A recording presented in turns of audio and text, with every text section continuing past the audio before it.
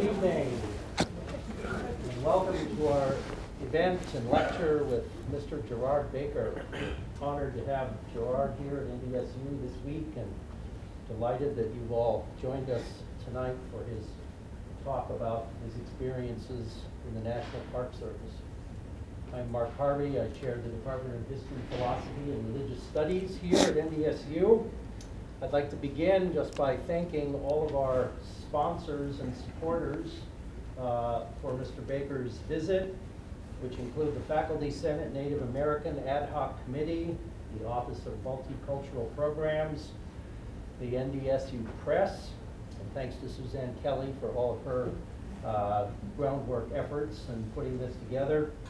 Our department, History, Philosophy, and Religious Studies, also the Department of Anthropology and Sociology, and last but not least, the College of Arts, Humanities, and Social Sciences. Gerard Baker is an enrolled member of the 3 affiliated tribes, and also the highest ranking American Indian in National Park Service history. He is also a familiar face on public television. He was a consultant to and an on-camera presence in the 1997 Ken Burns film, Lewis and Clark, The Journey of the Corps of Discovery. And more recently, he appeared prominently in Ken Burns's film, The National Parks, America's Best Idea. And Gerard just told me yesterday that he's also just finished filming Ken Burns's newest film, which is a history of the American bison. And that'll be out in a year or a year and a half, I think he said. Gerard is a widely recognized public figure throughout Indian country for his work as mediator and facilitator between the Park Service and tribal governments on a great range of policy issues. Gerard was born on the Fort Berthold Indian Reservation in Mandaree, North Dakota. He grew up in a traditional Indian home on his father's ranch. He spent time breaking horses, running cows, and doing chores. At night, he listened to stories told by family members and tribal elders. Gerard attended reservation schools, graduating from St. Mary's High School in New England, North Dakota. In 1979, he earned a bachelor's degree in criminal justice and sociology from Southern Oregon State University. By that time, by 1979, he had already worked as a seasonal Park Service ranger at Theodore Roosevelt National Park. His first permanent assignment, which began in 1979, was as a park technician at Knife River Indian Village's National Historic Site. Then he served as a historian at Fort Union Trading Post before serving as district ranger at the North Unit at Theodore Roosevelt National Park. In 1990, Gerard went to the Forest Service for a few years before returning to the Park Service as Superintendent of Little Bighorn National Monument. In 1998, he became Superintendent of Chickasaw National Recreation Area in Oklahoma, and in 2000, Superintendent of Lewis and Clark National Historic Trail. And he was very much involved in the big bicentennial commemoration of the Lewis and Clark expedition. From 2004 to 2010, Gerard served as Superintendent of Mount Rushmore National Memorial. And from April 2010 until his retirement, about a year later, he served as the Assistant Director of American Indian Relations at National Park Service headquarters in Washington, D.C. Gerard and his wife, Mary Kay, now live in southeast Montana, about 30 miles south of Miles City, on a section of land, and he has told us things he's doing about planting and cropping and otherwise creating a what sounds like a wonderful place. Gerard is here to reflect with us all on his years with the National Park Service, on some of the challenges and opportunities he faced. The plan is for him to speak for around 45 minutes, and then we'll have time for question and answers. And we will have a brief ceremony after that. So please join me in welcoming to NDSU Gerard Baker.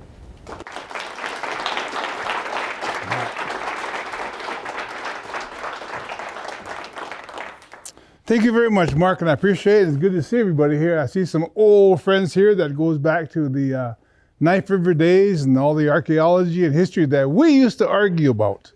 He was an archaeologist back in those days and still is blood. I know he is. Also, it's good to see my relatives here. I have in our way, of course, my daughter Jennifer is here, and her husband Mark is here, and it's his birthday, by the way. I'm not supposed to say anything, but happy birthday, Mark. So anyway, there we go. You betcha. And of course, you've ever heard from my wife, Mary Kay. We've been together almost 50 years now. And she's traveled with me all over the United States in some of my travels. And after everything I've done, she's still with me. So I'm pretty doggone happy about that.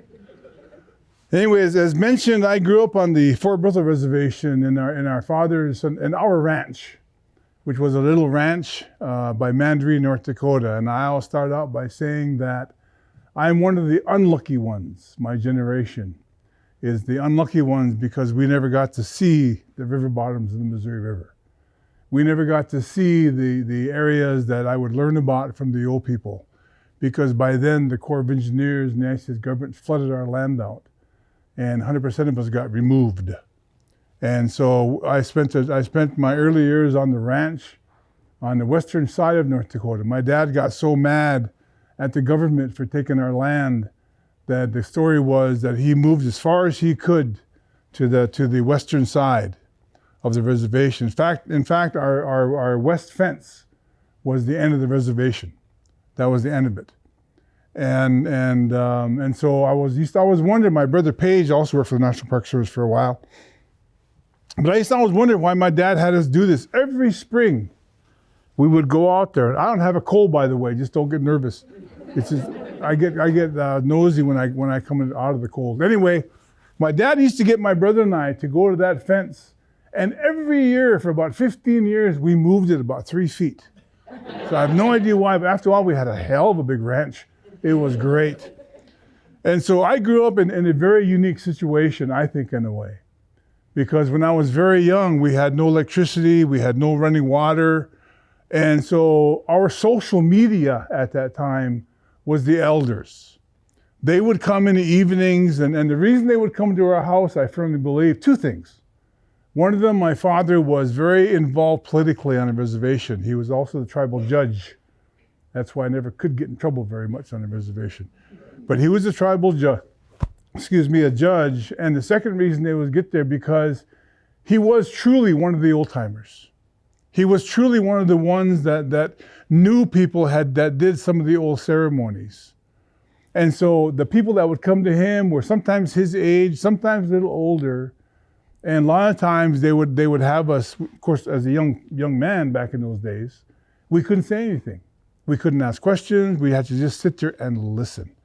And I can remember several times we'd be in the front room, and of course the front room, I grew up in a log house my dad built. And so we had a front room, the folks had a room, my sister had a room, and we had a kitchen. And so the front room was my brother and I's bedroom.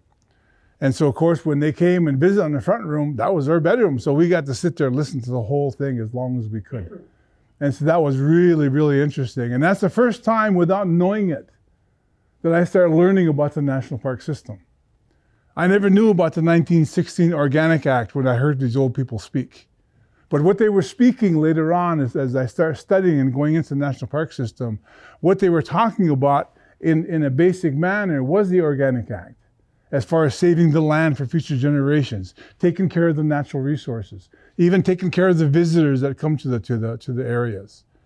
And they were talking about that. They would talk about that in especially this time of year when you can tell stories. They would talk about it in the time of creation, when the animals were here before the humans came, and what we learned from the animals, how we learned how to trap eagles, how we learned how different ceremonies. And so we learned all that from that. And so I got to hear those stories firsthand.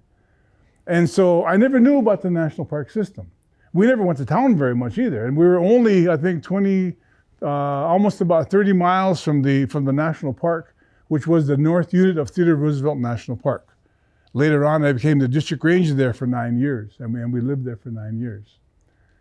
But lo and behold, one day my father came back, and this is what really got me interested in the Park Service. My father came back one time from a town called Watford City, and we couldn't go there very often because sometimes our vehicle didn't work, sometimes we didn't have the money to go there, but he came back one time. He was gone quite a while, and I can remember him coming back, and he told this story. He said, I went down to this place by the little Missouri River. He said, how you doing? Good. Cost you extra. Anyway, he said he went down and he started describing this area that he went into, which was the Theodore Roosevelt National Park. And he talked about this guy that he had met, this ranger. And he talked about his uniform he wore. He talked about this hat. Of course, he made fun of it because it was a flat, straight hat. And he came back and he said, and what impressed me the most is he started talking about this guy, and he made him sound like he was kind of like the creator to me in a way. Because he took care of the animals, and he took care of these trees, the cottonwood trees that are there. He took care of the land. And he kept talking about how this guy was. And pretty soon this guy he talked about, who was a district ranger, by the way, I figured, man, this guy must be 10 to 15 feet tall. He must have because he talked about his patrol car. And that's the old days when the patrol cars had those little funny red bubbles. We didn't have the beautiful lights they have nowadays. And so he came back, and the best thing was, he said, this guy was coming over to our house. He was coming to our place on that Saturday and he was also a horseback guy, which really impressed me because we were breaking horses about then. My dad was anyway. And so he said he's coming over to the house, and we had this, I think it was about a 4-year-old Gildan in one of our pens. And he was a tough riding animal. He was hard to break. And he said, this guy's coming over, he said, to ride him. And I said, oh man, this guy's my hero, and I haven't even met him yet. And so it was, when I was young, it was like Saturday morning, then we finally got TV. It's kind of like when you're waiting for cartoons back in those days. A lot of you guys are young, probably haven't seen cartoons, but anyway. And so it was that Saturday, boy, I couldn't wait till the guy got there. I just couldn't wait. That sour horse was out in the barn, and he was saddled already. My dad saddled him. And all of a sudden, this guy come over the hill. Well, I had 2 disappointments that day. First one was, this guy came over the hill, and he wasn't driving that patrol car that had all the lights on it. And when he got out of his car, the same thing. He wasn't 10 feet tall. He was kind of a little fella. And the second disappointment I had is when he jumped on that horse. He's the first National Park Service ranger I saw get thrown over a 10-foot high fence. and as I seen him laying there, I was thinking, okay, that's a park ranger. I'm not going to be that. I can tell you that right now. And so I didn't worry about that for a long time. And later on, who's been to Medora, North Dakota here? Anybody been to Medora? Oh, quite a few of you. Okay. Well, back in the old days, before my lovely wife here and I got married, I worked in Medora. And that's where, of course, Theodore Roosevelt National Park is. Well, I did 3 jobs there. In the daytime, I ran a pool hall. Okay, think of this, college students, this was great. I ran a pool hall all day long. At nighttime, I would go and I would work in the musical. I was in the Medora musical. And the third thing I did is that later on, after the musical, I was a bouncer in a bar. And that's where I met my first park rangers. I had to kick them out one night. And as I threw them out and they were on the ground, I said, well, so what do you guys do? They told me they were part. So that's how I got introduced to Park Service. Okay? And so I started thinking about that. And about that time, I applied for, a friend of mine said, you should apply for this job. And so I applied for this job thinking it was a construction job. And when I got down to the park, it was a technician job. We don't have that technician series anymore. And I always tell people the technician series was the National Park Service. It's not that way anymore, as far as I'm concerned. Because the technician series, and some of you that were in class today heard me say this, but the technician series represented to me that flat hat and that round hat we wore. It was no points to it. Meaning that everything we wore, everything we did was all kinds of different things. We did things from picking up trash, to going on patrol, to cutting grass, to making arrests. We did everything back in those days. Now we're pretty specialized. And to me, as an old timer in the Park Service now, it's cut back on a lot of the joy of the Park Service as far as I'm concerned. And so I went to school, Loved my work, went to school, and as I tell people, the first job I ever had at Theodore Roosevelt, I was cleaning toilets. That's my first job. And then I worked my way down to management from there. And so that took me a while. And so I went there. I went to Mary College, University of Mary now, and I attempted to play basketball a couple of years, messed up my knees, and I figured, oh heck, I'm not going to play ball anymore, which I didn't. And I had too many friends there, and my academic wasn't going very good. So I got a job when I was working seasonal, and so I went to school out in California at a place called College of Redwoods, and I started out there again.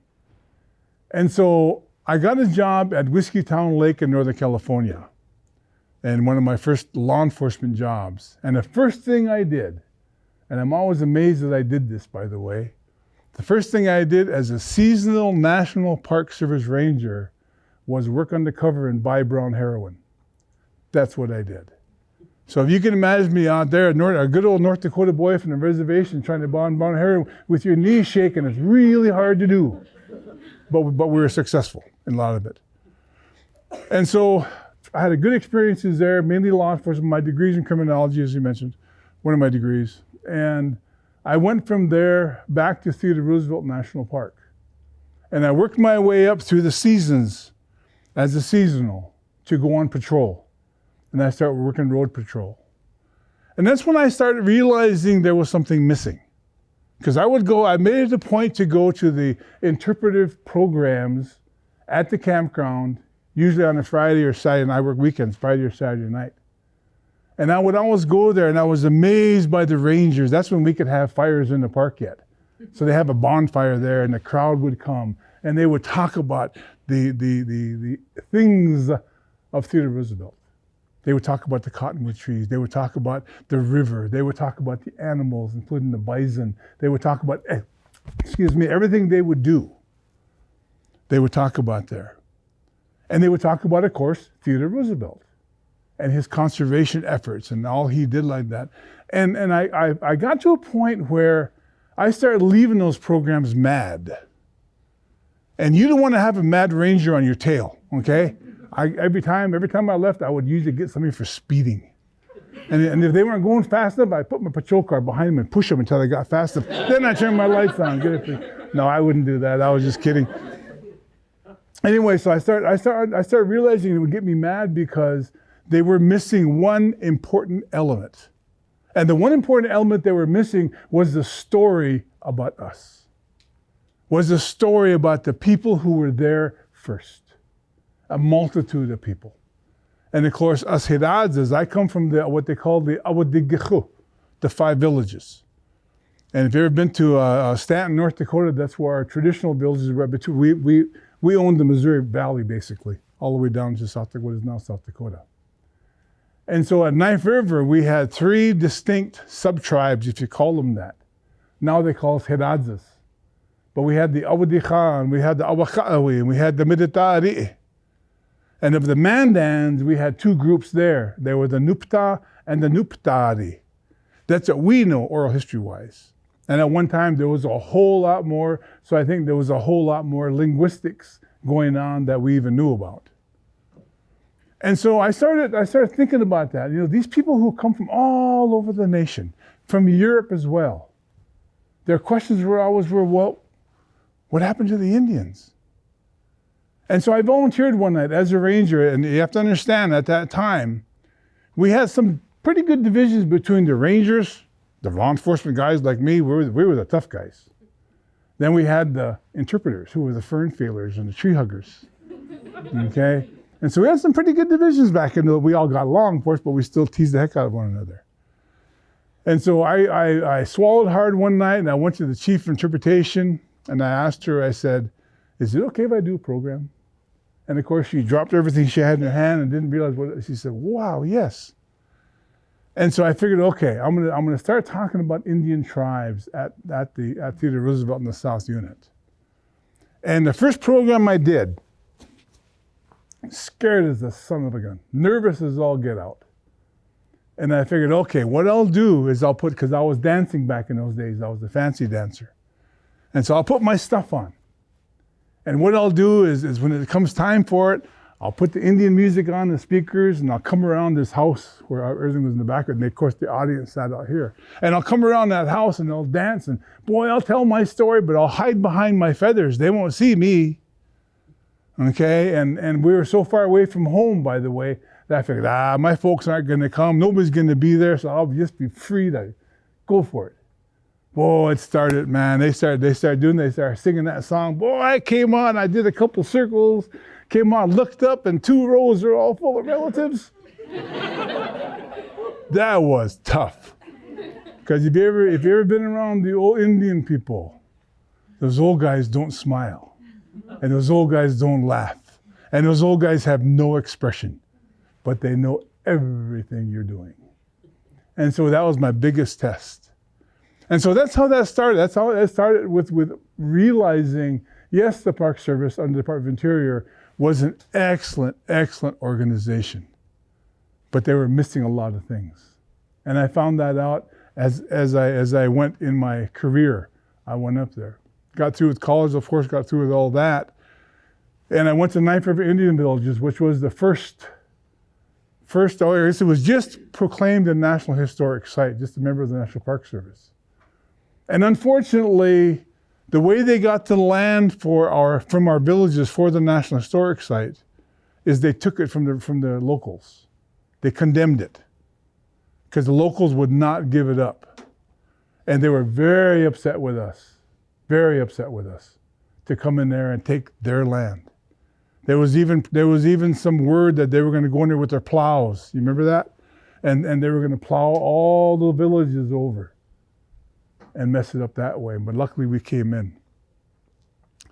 At that time, I think it was UND was having one of the biggest archaeological investigations, I think, in North America, it seemed.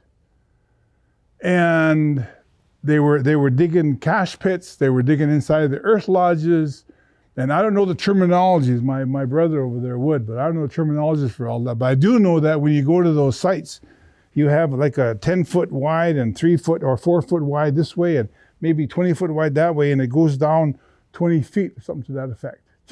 Just nice, and they use toothbrushes and all kinds of weird stuff. Now you have to understand my mentality back in those days. My mentality back in those days is I did not like archaeologists. And I did not like anthropologists. And the reason I didn't is because I would see them come to our house with my folks and get everything they could and leave. And we didn't get a thing out of it. But we were so nice that we would be open to that. And so I had a tough time for a while with understanding what they were doing. I understand it now and I appreciate them now. But I can remember we had, in one of my jobs, it was a brand new national park. Not many visitors. In fact, when visitors came, us rangers, myself and another guy, that's all I had working for me, we'd go outside and we'd take pictures of them when they came. And that's how lack of visitors we had. Well, I can remember one morning, it was kind of rainy, and the archaeologists had put their plastic things over those holes. And I had a group of women from New York State drive in. And so I went out there, boy, I was so happy that somebody was here finally, and they wanted a tour, so great, that was it. So I went out to the villages, and I told them, I had them over on one side, and I said, I'm going to unroll this plastic. And of course, you unroll it, it's absolutely fantastic, the story you can tell. You can tell the different layers or the different stratas as far as civilizations, from the modern to the place when Lewis and Clark were there. Before that, the Hudson Bay, the American fur, all these different things, and of course, combined with the buffalo ribs coming out, and all these different things were real nice down there. And so I told these ladies, I said, you stand right there, I'm gonna go over here and I'm gonna start unrolling this plastic so that you can see and I'll explain what we have down there. And as I looked this way, that all of a sudden the plastic goes, and I looked over and all I could see was 2 feet going down that hole. Some lady had stepped like that to help me and went right out of it. So that was my first experience with a tourist trap. So yeah. But we started doing that, and one thing that amazed me about that place, and I was always wondering for a long time, why we never had Indian people visit. How come our own people didn't come back to our villages? Because that's what we knew about. I heard those stories over and over when I was young about what happened there. And one of them was the smallpox, 1837, that killed a lot of us. Mostly Mandans, Hedazes, of course. And I found out why they didn't go back there. One time I went home after that, and a lot of these old ladies came to me. They found out, everybody knew I was working there. And these old ladies came, and the first thing they did when they got there, of course, we fed them, which is custom. They gave me hell. They got really upset with me. I remember that. And then they smudged me. And the reason they got upset is they were very scared I was going to bring something home from that place. That I was going to pick something up and say, wow, that's neat. Illegally, of course, and then take it home. It wasn't the fact that I was taking archaeological resources. It was the fact that I had the possibility of bringing the smallpox back. Think about that. We had the smallpox in 1837, folks. This was in 1979. And to me, that shows the power of oral history. That shows the power of what happened to us. And once they found out it was okay, they start coming in droves, which was great to see people, because I heard so many stories about that place. And I worked there for quite a while, and in the Park Service, I was at the era in my career that I was told you got to move at least every 3 years. And so I took that upon ourselves to move every 3 years almost. Coming to Montana here, about 4 years ago, was our about 27th move, something like that, since we've been married almost 50 years now. And that's a lot of moves in the parks. But every place I went, I would find that we never were very kind, if you will. That was my interpretation to the American Indians. We were standoffish. We were so government. And I told myself over and over, we're going to have to change that. We're going to have to bring people in there, and we're going to have to explain to people what this country was like when the true 1916 Organic Act took place. And so I started that. I started, at least within my own mind, I started trying to help them out and try to work with the management. And so I did that at Fort Union Trading Post. Those who don't know Fort Union Trading Post, it was a trading post built by the American Fur Company to trade primarily with the Assiniboines, with the Crees, with the Blackfeet, with us pretty much, and the other tribes that came through. So I did that for quite a while. And from there, went back to Theodore Roosevelt National Park as a North Unit, as District Ranger. And from there, went other places. But what I want to do is talk about later on in my career tonight.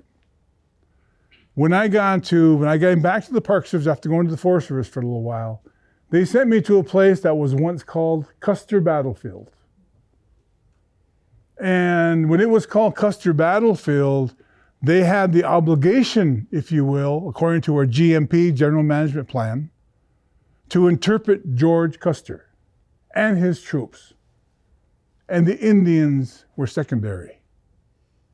And I came there just after the name was changed. Very, very hot politics there. Very negative politics there when that happened, because there was a group in the United States that hated us to change that name. And it was changed to Little Bighorn Battlefield National Monument. And so my job at that time when I came in there was to start changing the interpretation of that, because when we changed the name from Custer Battlefield to Little Bighorn, we then had the opportunity and almost the obligation to talk about the tribes that were there. All the tribes, including the ones that fought for George Custer, the Rickaras, the Crows. And so that was tricky. I'll talk about that in a bit here. But when I first got to the Little Bighorn Battlefield, we had a group that was supposed to be supporting us, as every park has, sometimes a friends group or whatever. I won't say any names, this kind of stuff. But they were livid with me because they thought I was responsible for all that, and it was great. And so the thing I had to do, though, was once again, try to get the tribes back into that place. Even though the tribes, the Indian people, won that battle, they were still not welcome there. We still charged them to get in, and I think that's terrible. Charge people to get into their own homelands. And so we made changes, and we start trying to get the tribes in there. And I can remember going to the tribes, all the different tribes that fought in that battle, and going before the council meetings, and telling them that we need people to come in there. We need to tell that story.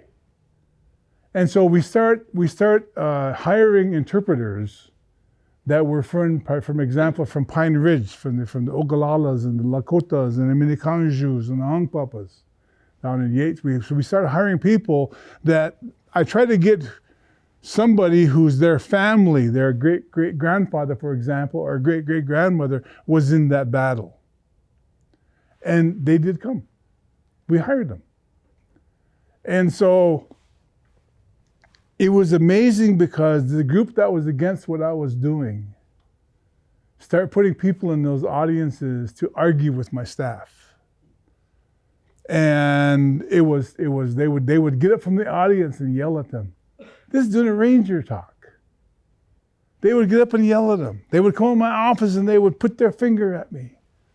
I remember one guy came in there and this is when I knew I kind of had it made, because he come in there and said, "You have too damn many Indians here." That's when I said, yes, I do. Yes, I do. But it was interesting because what I decided to do, we had to bring them in all at one time. We had to highlight that.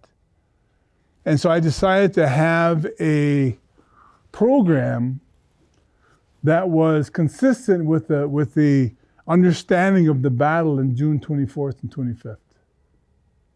Before that, the Indians, I'm going to call them that, the Northern Cheyennes primarily would come there, and some of the Lakotas, and they would have a walk from our main gate up to Custer Ridge up here.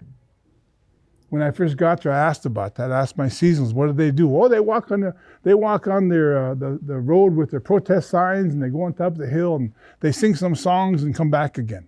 I said, what do you guys do? Oh, we still have our programs. Sometimes we have to use those loudspeakers and really talk loud over them as they're walking by us. I said, we're not going to do that anymore. What we're going to do is we're going to start hosting and start commemorating, not celebrating. You don't celebrate a battle.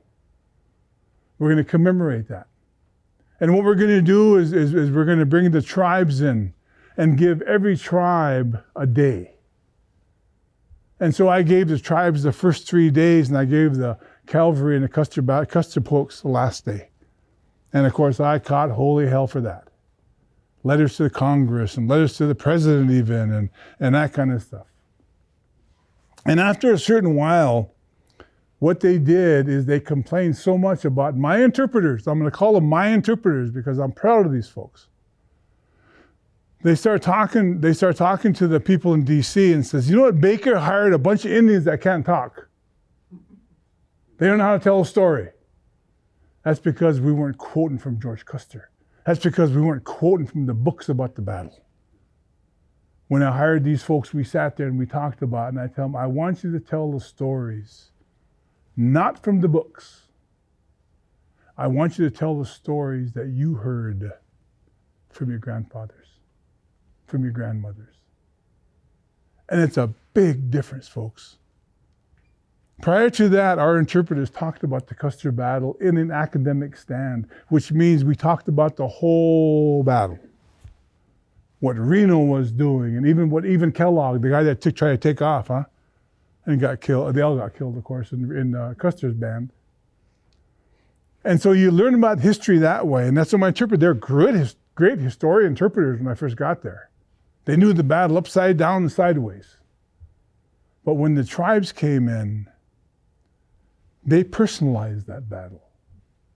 They took that scene that was from the whole area and they pulled it down to their great-grandfather's story. So that battle took place within 20 feet of that man, or 20 feet of that woman, because the women also were very important in that battle.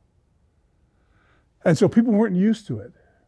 And so what they forced me to do is they sent a team of professional interpreters from Washington, D.C., from Harper's Ferry, to teach my interpreters how to talk. And I can remember them doing that. And they coming in, I remember the first day and afterwards, and we'd meet afterwards because the interpreters wanted to talk to me. And by the way, I had non-Indian interpreters too, both. And they were just as concerned. They were all interpreters as far as I'm concerned. They're all wearing the same uniform as far as I'm concerned. They're all talking about the battle and about natural resources of that place. And so we would sit down and they would ask me, what should we do? We're hearing all this stuff. Proper nouns and boom, boom, boom, boom, boom, boom, boom. And I said, rather than get mad and say and tell them, oh, just don't pay attention to them. Sit there, but don't pay attention to them. That's not a good management thing to do. And so I told them, what you have to do, folks, is listen to them.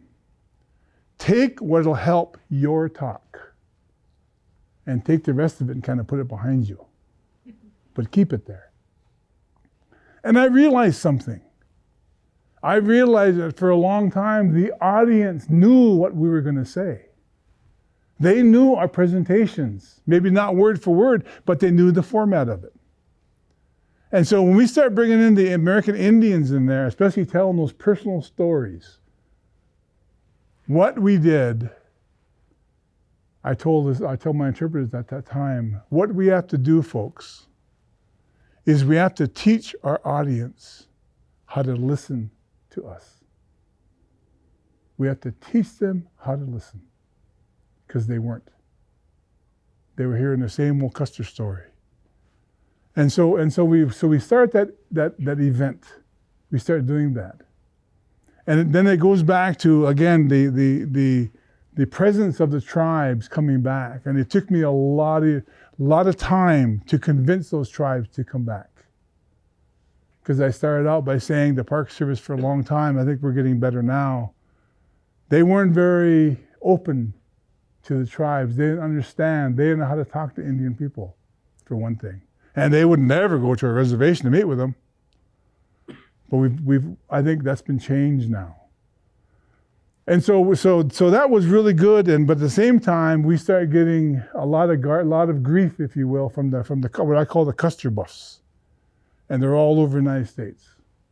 And I always tell them, I don't hate George Custer. The guy is actually pretty interesting. I read him a lot, especially when I want to go to sleep. I read him a lot, no, I'm just kidding. He's all right. But he had his way about him. But people forget, and that's the biggest thing that we try to correct there.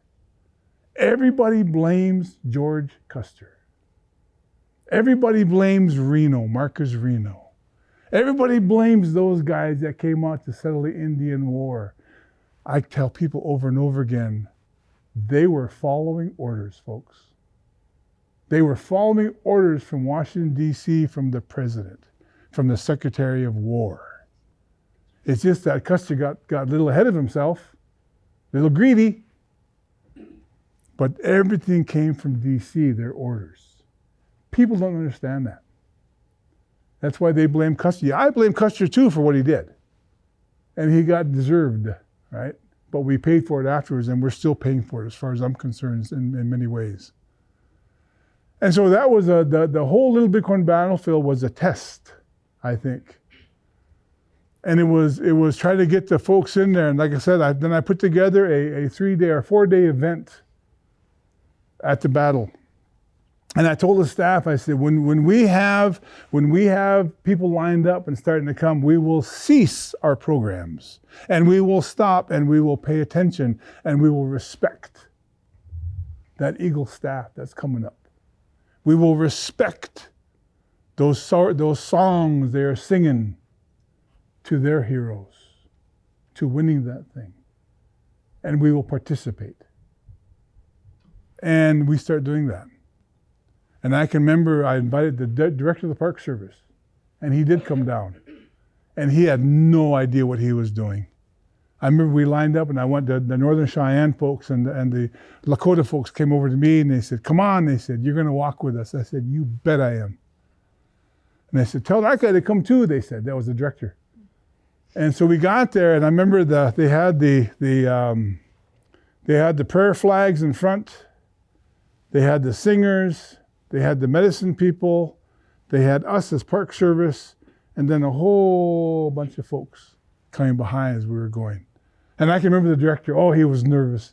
He was, you know how, well, you don't know. Anyway, he was smiling. Everybody, boy, he kept smiling, looking around like this. And all the Indians around him, you know, of course, checking him out. And he was doing that. He said, what am I supposed to do? He said, like this. And I said, don't smile. Yeah, so that helped it out. But that was a fight from day one, all the time. No matter what we did, we had to fight the buffs because we changed interpretation. And they were so worried that I was going to dismiss the stories of George Custer. I was going to dismiss the stories of those soldiers. We didn't. We enhanced them. We enhanced them with the Indian side of the battle. We enhanced them with the stories that we told. We enhanced them with the corrections of even the monuments within that battlefield. You ever been to the battlefield? They have these white markers all over the grass where they found the soldiers. And later on where they found horses. I think when they put those markers up there, I'm not going to say any names, but the old superintendent was there. That was there. He had 27 extra things that he's went out and put it out there randomly. Okay, so we had to go out there and find which one was not true and come back. And most of them, by the way, when they did the archaeology of that place after a fire, they found out that a lot of them were not setting on human remains, they were setting on horse remains. They were just finding bones and putting them there. So we did a lot of things like that to correct. And so we had a lot of instances of going on. We left that country with 7 confirmed death threats on myself and my family that I would get through either through the mail, either through the phone calls. And I remember the first week I was there, we had the FBI come to my office. And they said, if you or your wife ever want to go to town, my kids were small then. If you ever want to go to town, let us know and we'll escort you to town, to Hardin, Montana. Because of the threats we were getting. We had a lot of activity with the KKK back in those days there, in Hardin. And so I told them, no way, I can take care of myself. We never did. And we found out later on that they had taken a young non-Indian man from Hardin, they had taken him to Idaho, where the skinheads are, and they were teaching him how to break into cars and plant drugs. Because their plan was to have him come back, he said, and they would plant drugs in my car. And even if they took blood tests and I proved I didn't take anything like that at all, it would still be in the papers. It would still ruin me as far as the manager of that place. But luckily we caught him. So there was a lot of that going on. And after fighting that, we got a lot of things accomplished. We got a lot of things done there. And as I told somebody in class the other day, there's a time, at least as far as I'm concerned, there was a time when you say, that's it. That's it. I can't do anymore. It was getting very emotional for me. It was getting very tough for me. And I was so scared it would impact my family. So it was time to leave. And so I did. And I'm hoping that they still have a lot of the programs that we started that are still going today. I think that's slipping a little bit, unfortunately. So I went down to Chickasaw Recreation Area, and I worked with the Choctaws, and I worked with the Chickasaws, and I worked with all those folks down there, again, bringing them into the parks. And that was a real fun exercise there for a couple of years. Then I get this call from Washington, D.C., and they said, Mr. Baker, how would you like to be the superintendent of the Lewis and Clark Trail and put together the bicentennial for this country, the Lewis and Clark Bicentennial? And before they even stopped their message, I said, you bet I will. Because that was exciting to me. The tribes would be involved. And so I went to D.C., of course, right away, the first meeting. And the honorary chairperson was the First Lady. She was there, and the staff was there, and all kinds of other people that were supposedly important there. And everybody's excited, man. They're all excited because they're going to celebrate Lewis and Clark. They're going to be on that pirogue again and on that boat again, going up the river and, finding the Indians and finding the natural resources and finding the cliffs and watching the river. They were all, I can hear them saying that when I was there. I drinking coffee, kind of watching before the meeting. And so they introduced me. They said, we're so excited. We're going to have a great celebration. I'd like to introduce you to the first superintendent that's going to lead us. And they were talking, they clapped. I got up and they said, the first thing I'm going to tell you is we're not going to celebrate Lewis and Clark. You could have heard a pin drop in that room. Even the First Lady went from there to there. And I said, we're not going to celebrate this, folks. We will commemorate a historic event for the early Americas, United States of America. And I said, I hear you guys talking, and I think the whole population would want to get on that boat again. We're not going to get on that pirogue with Lewis and Clark. And they want to be in that boat as they go upriver to explore. And I told them that exploring time is done, and it's in the books. You can read about it over and over from about 13,000 books that are written on Lewis and Clark. You can read about that.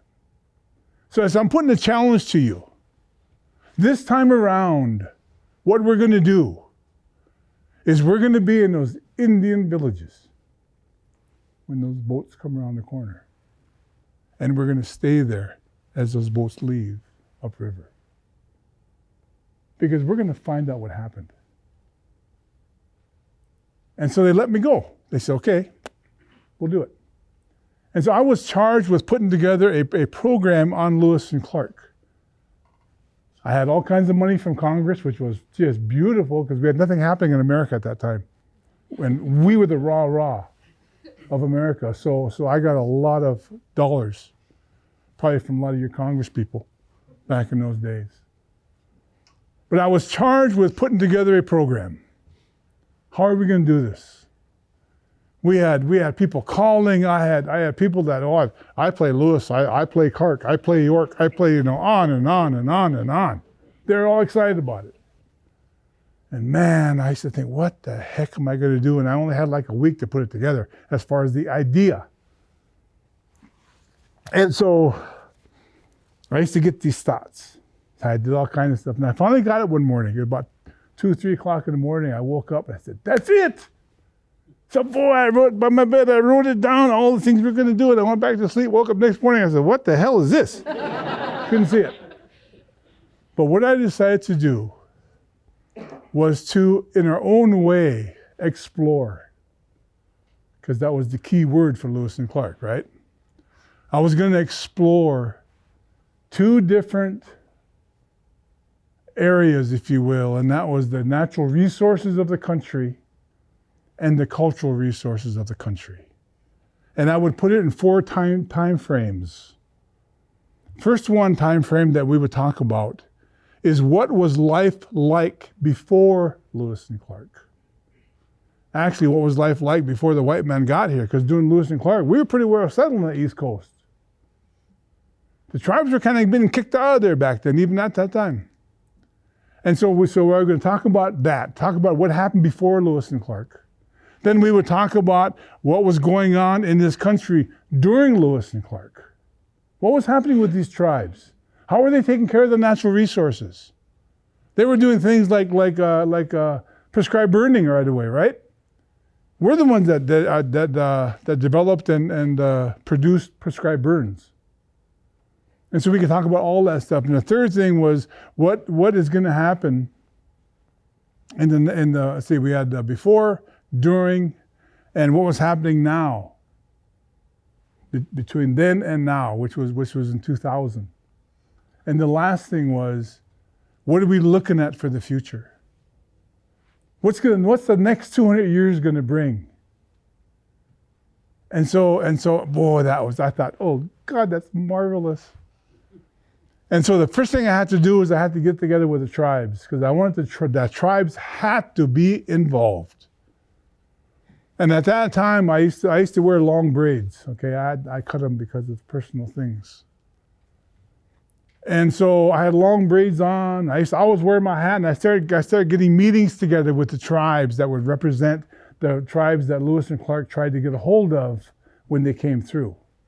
The Osage, everybody. And it kind of came together one time. I was in a meeting in South Dakota. And in front of me was around almost 1,000 elders, from all the tribes were there. And of course, that's pretty damn scary. Just go out there and see those folks there. But I went out there with my uniform on, my braids, boy. Oh, I gave it to them. We're going to do this, and I gave the best dissertation in 45 minutes you ever heard. And I expected when I got through, there'll be a round of applause, and they'll all get up and they'll give me a standing ovation. There wasn't one sound when I got through. Nothing. And so I said again, any questions? And this little old lady back here, one of the grandmas, way in the back, she raised her hand. I said, yes. I thought she would go, oh, God, that's great, that's great. She got up and she said, I don't trust you. She said, you're nothing but a bureaucrat with braids. And everybody's looking at me just like you are. What do you do? And I thought about it for a second, and I had to say, you know what, ma'am? You're absolutely right. I am a bureaucrat with braids. And because I'm a bureaucrat with braids, I'm going to give you some lingo a little bit with that. Like preferred alternatives, huh? Those of you that have been to Park Service or working together, you got preferred alternatives.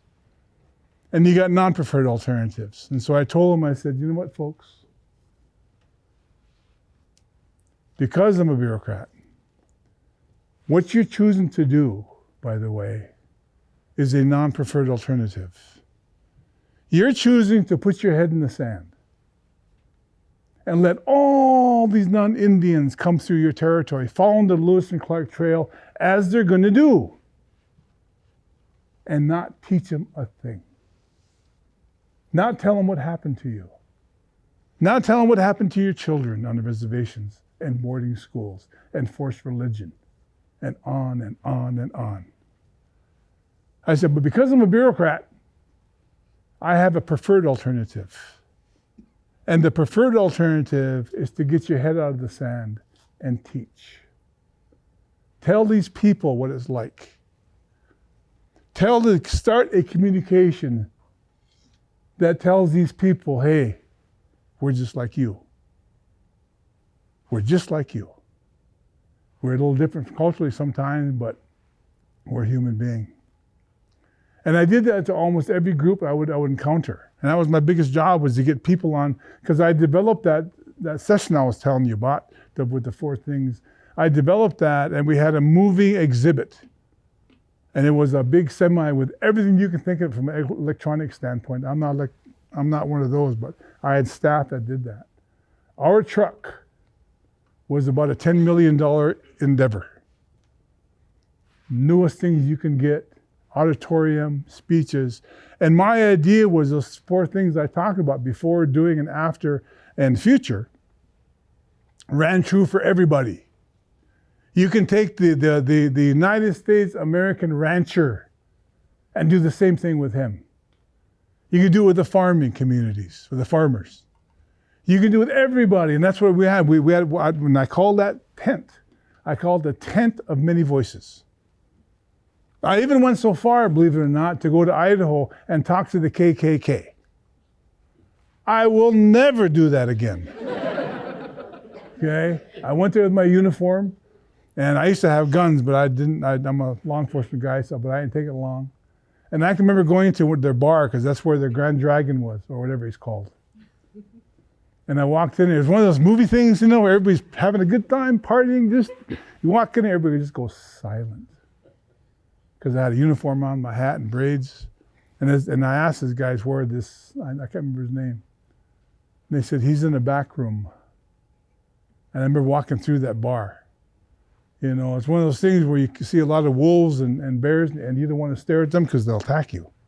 So you look straight ahead. I walked in there, and the guy is sitting at a table with a beer.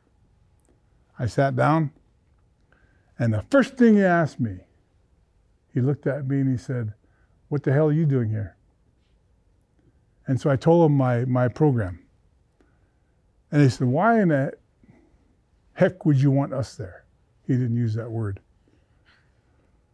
And I said, "I don't agree with what you're doing. I don't agree with the KKK and their philosophy. But because you're part of America, you have a story to tell." And I was expecting him to say, "Well, we can probably do that."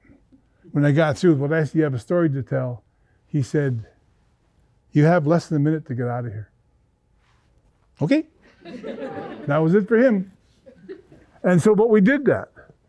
Over and over again, we would bring people on board. One of the goals I had, I would talk to folks about this. I would tell people in these communities, especially up and down the river, all over the place where there's development and even non-development. Especially when we got to the point where, in 200 years, where are we going to be at? And so I would tell them, I said, okay, think about this, folks. In 200 years, even now, let's all stand on that bluff overlooking Omaha, Nebraska, because they had the Council Bluff there, huh? They had the council there. So let's all stand on that bluff. On this side, we'll have Lewis and Clark and York and Eagle Woman who became Sacagawea and the rest of the troops over there. And on this side, we'll have Jefferson. We'll have, the Anglo side of America, if you will. And I would like to ask those guys, Lewis and Clark and the rest of the crew that were there, the Indians that were there, the tribal leaders, especially Lewis and Clark, and say, okay, what do you think? What do you think? Is this what you wanted? Look at our cities. Look at our pollution. Look at our development. Is this what they envisioned in 1803? Is this what they envisioned in 1700? And so that got people to thinking about that. And we had a very successful, almost all the tribes came on. Some of them didn't, and that was their option. That's fine. But to this day, we still have tribal activities that started from there as far as rejuvenating their language, for example, their horse culture, their dances, and so forth. And so that really started something, I believe, in a way. And once again, we did it all. We got it going. We met with everybody. We got it on the road. And unfortunately, I had a little medical thing. I had 5 bypasses. And so I had to leave that position.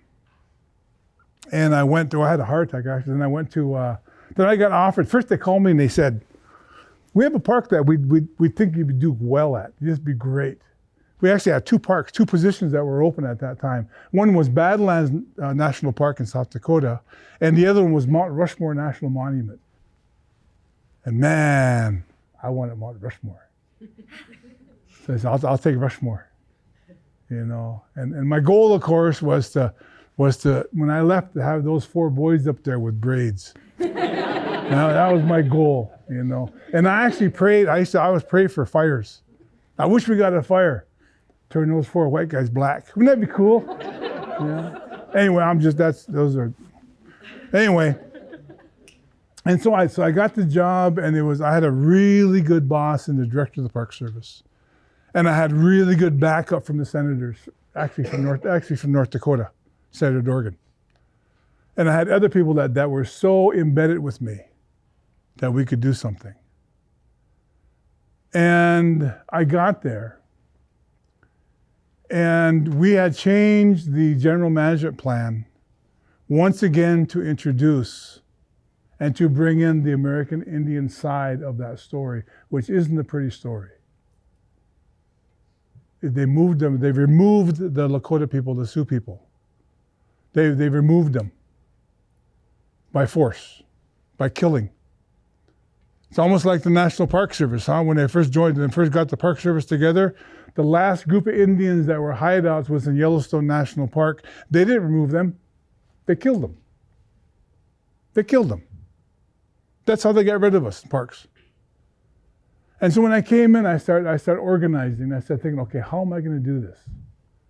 In fact, I had some seasonals that were there since 1920, I swear, who knew that story of those 4 presidents, boy, and it was rah, rah, America. And how dare you come in and try to change that? How dare you say something bad about America? I told them, I'm not saying something bad about America. Again, we're once again adding a story that needs to be added. And that was the story of the tribes. That was the story of the removal. And that was the story even of those 4 presidents. They said, how can we do that? How can you in one sentence talk about those 4 presidents and the tribal people?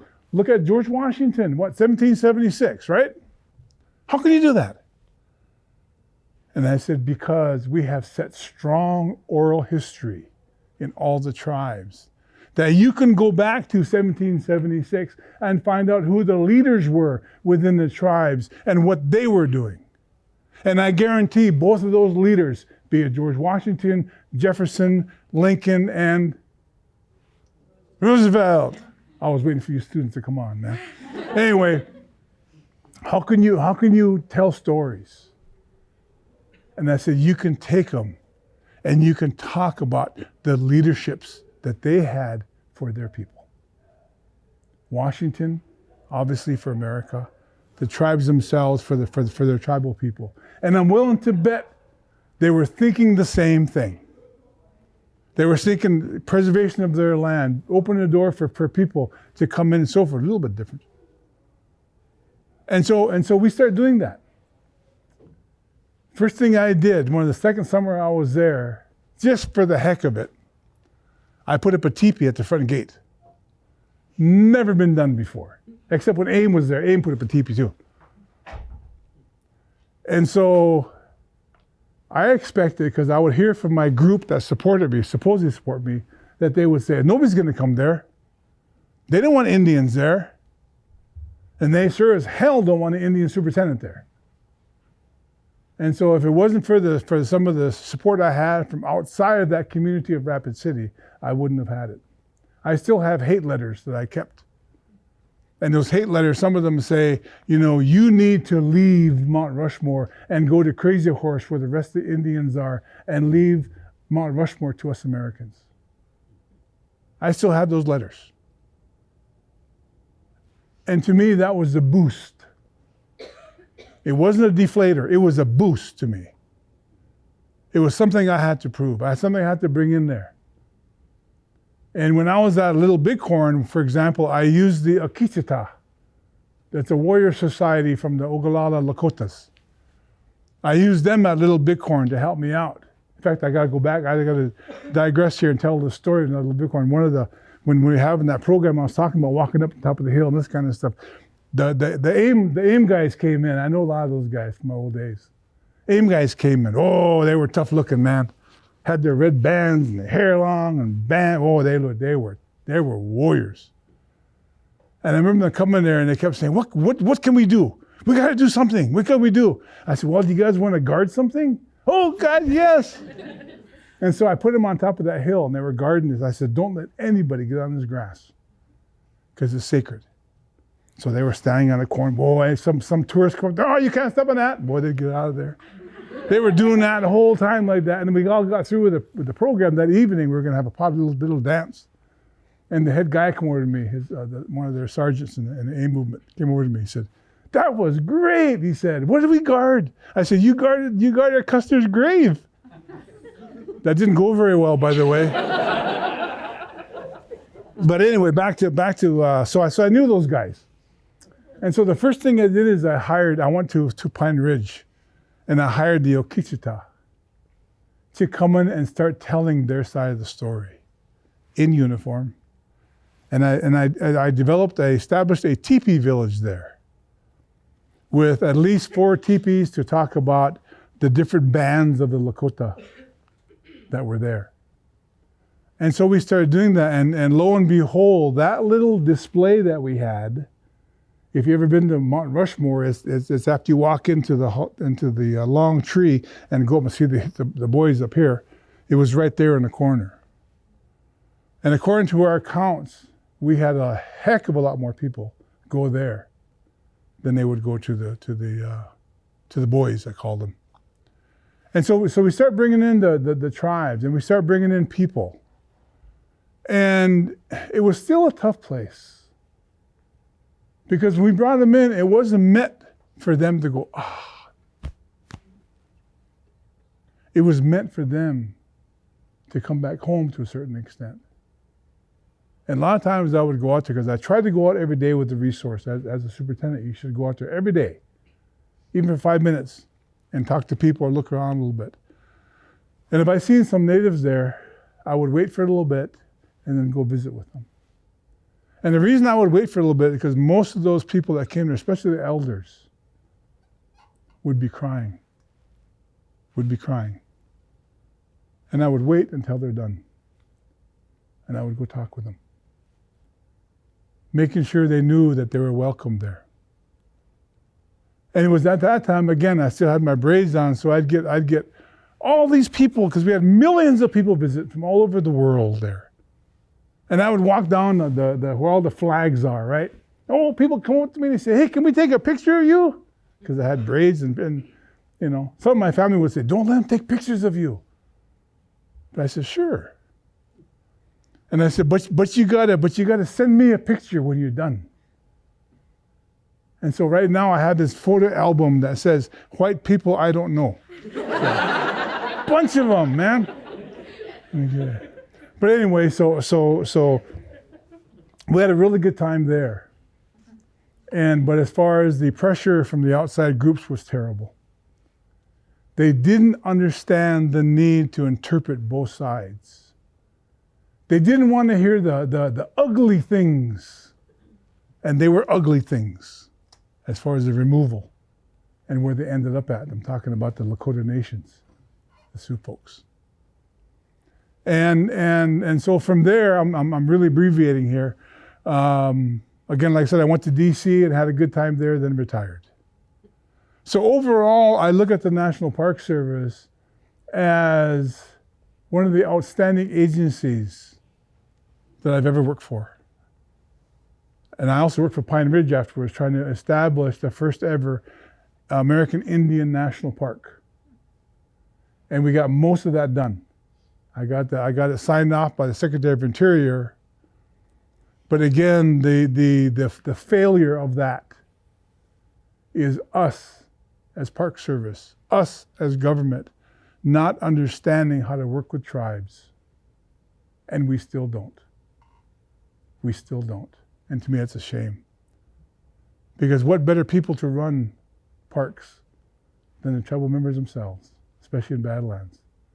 And I was very thrilled and very happy to say that the other position, by the way, when Badlands got filled, it was filled by my big brother, Paige Baker. And we owned that state of South Dakota, man. We owned it. And it was great. We got a lot of things accomplished. And then unfortunately I had a little thing called a stroke and all that business, so I retired. But I left out a whole lot of stories. But I challenge you folks, if you ever go to national parks, when you walk in that front gate, walk in that front door, walk in that front exhibit, don't think about today. Don't think about what's happening now. Start your story in your own mind 300 years ago. How was this place taken care of? Who lived here? How did they live here? And if we start understanding one another when it comes to our cultures, that's going to benefit not us primarily, but it's going to benefit our children and our grandchildren. It's going to help us understand one another. I felt they always wanted me to be a non-Indian, but I never was. I was an Indian park ranger. And I was very proud of that. Anybody have any questions for me? Sir? What years were you in Humboldt County? Humboldt County? I was a deputy sheriff buddy in Humboldt County. For Humboldt Sheriff? Yes. I was in 1976, 77. Something like that. I was in Humboldt County. That's an interesting county, by the way. Half my family works for Humboldt County Sheriff. Do they? Yeah. My sergeant was Sergeant Treese, Okay. when I was a deputy sheriff there. Yeah. Nice. It's a beautiful spot if you're in the right position. No, I'm just kidding. Yeah, no, I lived in Ferndale, or outside of Ferndale, down there. Yeah, I ranched, I broke horses and pulled green chain, that kind of stuff also. And I went to school at College Redwoods. Yeah. Yeah, CR. Cool. Yeah, so you betcha. All right, Humboldt. It's always green there. It's very green, yeah. That's kind of a hidden little message there, you guys. I'm just kidding. Okay. Any questions? Any other questions? Yes. So President Trump was in the news a few week back about July 4th at Mount Rushmore and how he's going to bring back the fireworks, and despite the National Park Service telling him about the fire danger. So with your familiarity, deep familiarity, what would you say the merits or demerits of that idea? Well, I think, first of all, I'm the one that stopped that in the first place. It was under my administration that I stopped the fireworks at Mount Rushmore, which is hugely unpopular. And a lot of mean calls because of that too, but people have to understand one main reason and a secondary reason is almost as important. The first reason is because of the science of the place. Every time you do fireworks, you have chemicals coming down and they're infiltrating that ground and they're killing that ground, they're killing the hills. And the other reason is we don't have any, American Indians don't celebrate Mount Rushmore. And that was, it's very beautiful. We spend $1.5 million on fireworks. That's a lot of money that can go. And so what I'm saying now is that, and I always said this, all people have to do is read the science report on our geology from the fireworks. I don't think Trump's going to listen. Well, I was there when of course, he wanted to get his picture up there. I wanted to get him up there also. A couple of years ago, he talked about that. And when I was there, they were trying to get Reagan up there. And I used to get in fights with the New York Times all the time. Hey, we ain't going to put Reagan up there. You know? But anyway, so yeah, I would say base the information, base the decision on science. But I'm hoping they don't. I really hope they don't. Because if they do that, it'll start again. And it's going to kill people.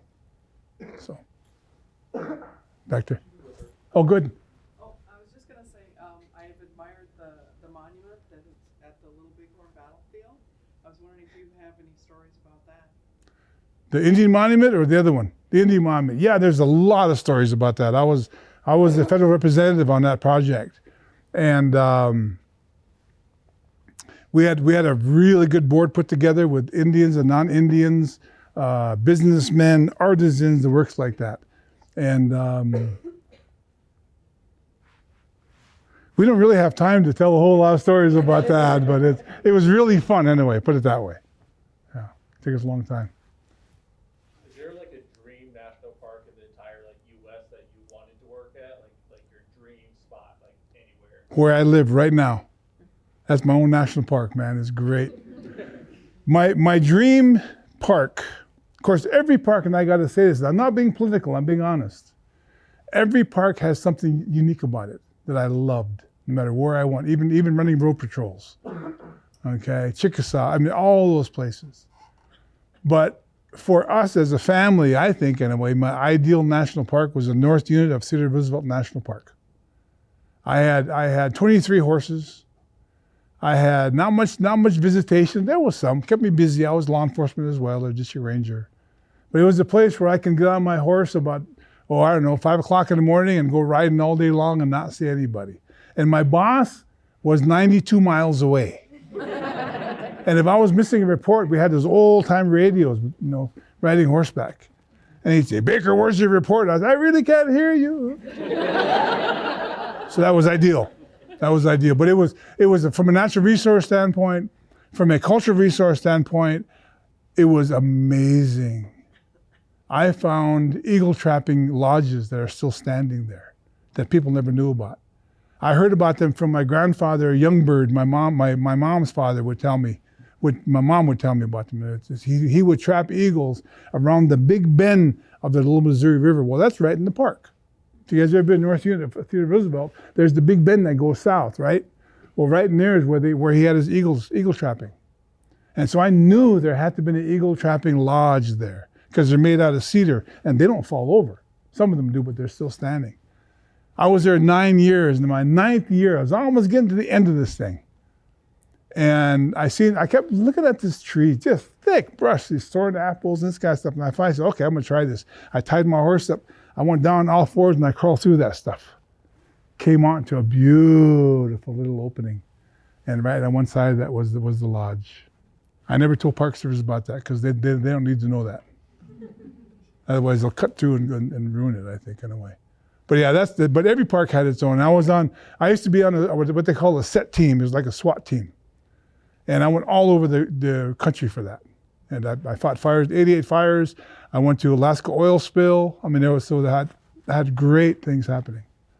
And like I said, I worked undercover a little bit here and there and that kind of stuff. So that was fun too. So, anybody else? Yes.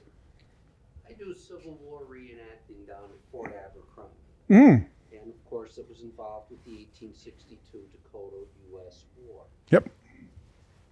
How can I tell the Indian side of the story?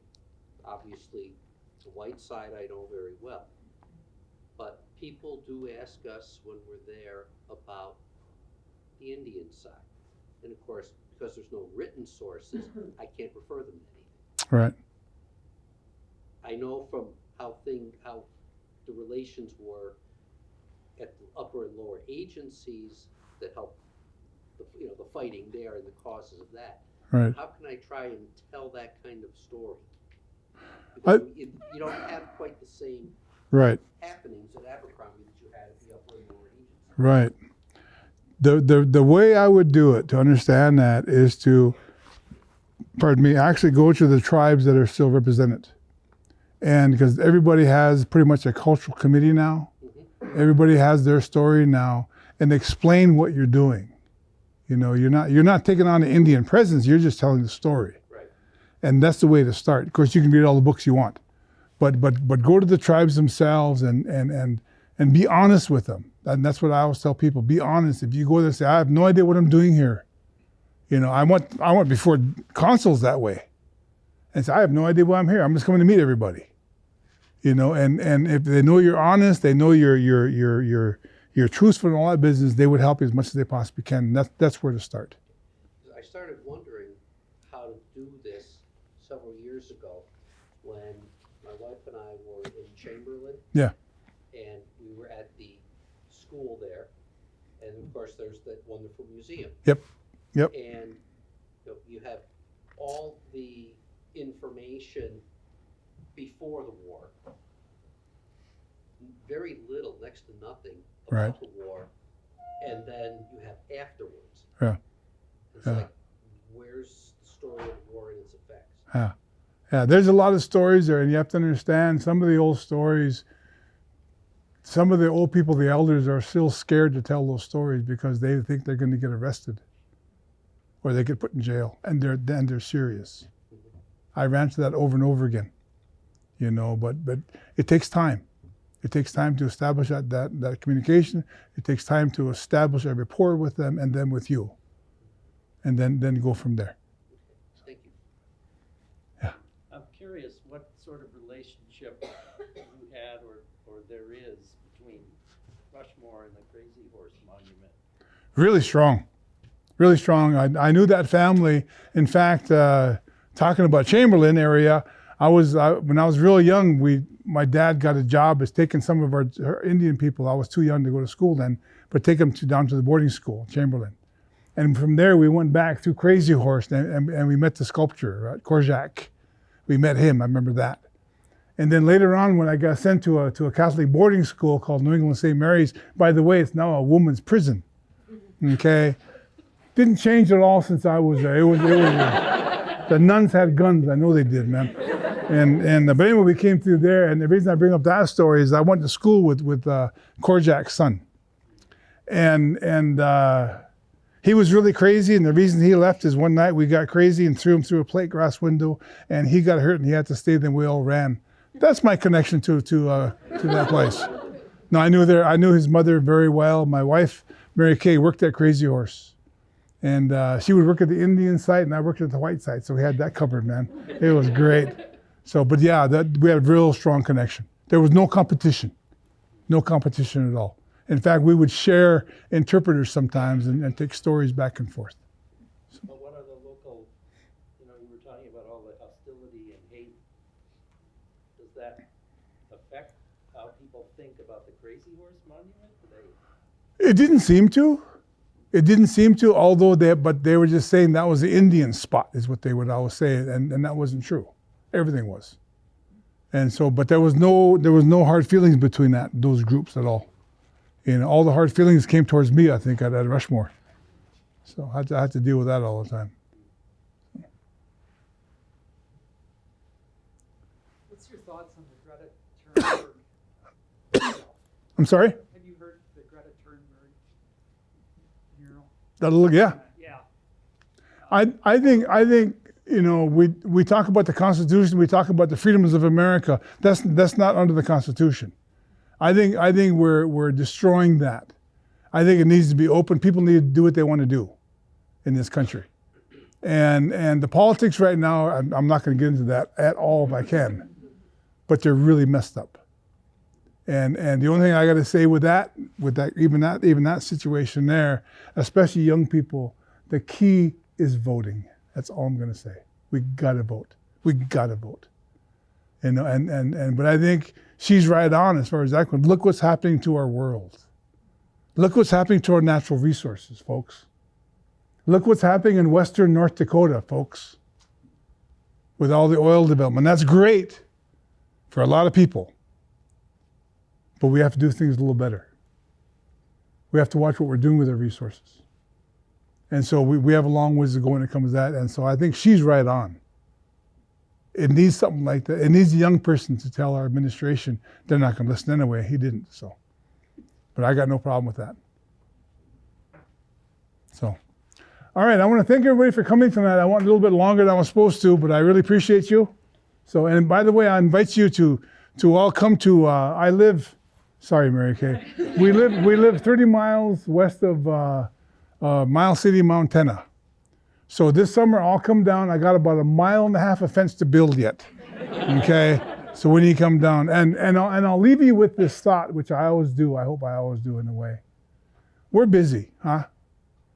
We're busy going to school. We're busy with our jobs. We're busy in retirement. We're busy, busy, busy, busy. And so I like to challenge people with this. You don't have to go to a national park to do this. You could go out to your backyard. You can take a walk down the street if you're in the city. But I invite you to stop and listen. We are forgetting to listen. Not just to another human being, but to the Creator, to the spirits that are on this land yet. Listen to the trees. Listen to the grass. Listen to the rocks. Take your time. And if we start listening, things are going to get a lot better for us. Thank you very much.